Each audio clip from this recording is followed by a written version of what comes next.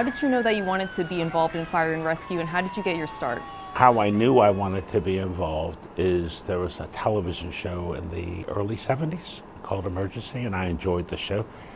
And it just gave me the idea that I might want to be a paramedic. How I got my start was I joined the Sandy Spring Volunteer Fire Department on Brook Road in Sandy Spring, and the rest, as they say, is history.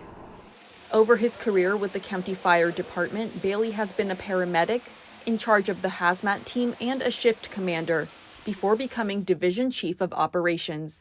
He also led the fire department's COVID-19 response. No one really knew anything. There was a lot of uncertainty around it, so we built a pretty good team and some good processes, and we were able to navigate that uncertainty relatively well.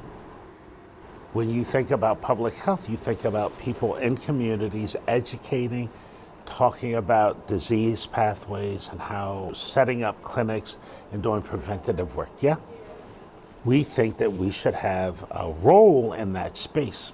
You know, you're seeing that really strong connection between fire rescue and public health.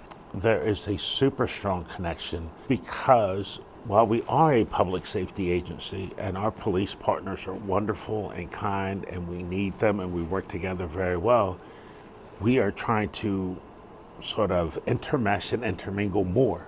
If confirmed to the position, Bailey will be the county's first ever Black fire chief.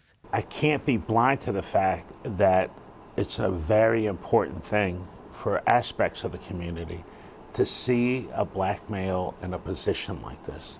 I think what it says is that despite lingering problems, lingering notions of equity or racial whatever, that there are opportunities available. We want more of our young women.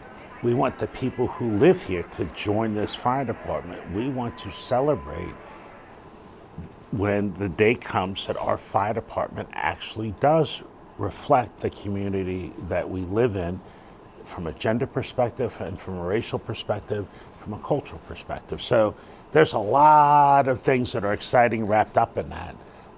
But yes, the significance of it isn't lost on me.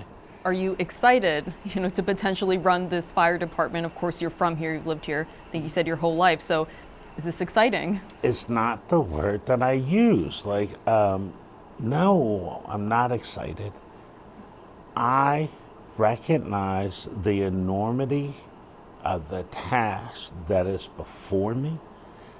It's going to be difficult. It will not be without conflict. I think the excitement's going to come towards the end when it's time to go.